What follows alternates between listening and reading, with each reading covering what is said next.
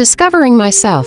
A transformational walk by the lake. The crisp morning air carried the faint scent of pine needles and damp earth. I tightened my scarf against the chill as I followed the trail to the lake, my steps crunching softly on the gravel.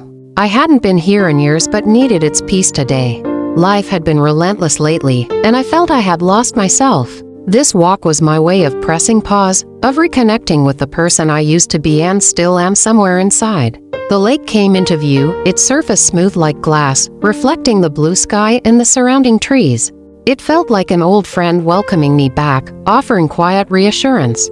I spotted a bench beneath a cedar tree and approached it. Sitting down, I pulled out my journal, a habit I had long neglected. Flipping to a blank page, I stared at it momentarily before writing, "Who am I now?"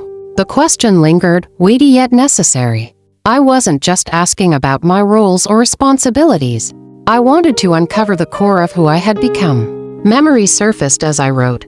As a child in the Philippines, I saw myself selling fruits and vegetables with my family. Those were hard times, but they were filled with resilience and warmth. I thought of my years as a caregiver abroad, first in Hong Kong's bustling streets and later in Canada's quiet suburbs. Those experiences taught me patience and the value of connection even when oceans separated me from home. And then there was my daughter. His curious eyes and boundless energy brought me endless joy, even as her autism diagnosis reshaped everything I thought I knew about parenting. He taught me to see the world differently, to appreciate small victories, and to love unconditionally.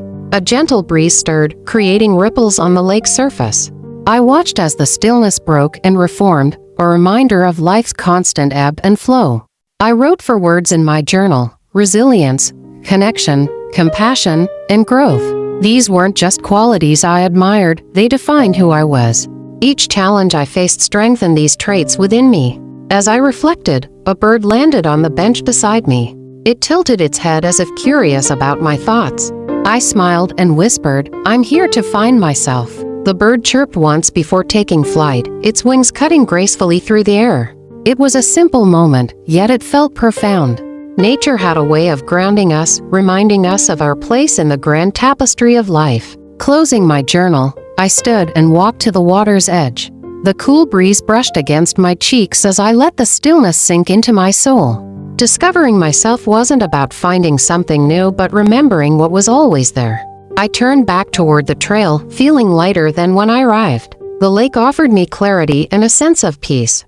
I wasn't just a mother or a writer. I was a woman shaped by her past, defined by her present, and open to the infinite possibilities of the future.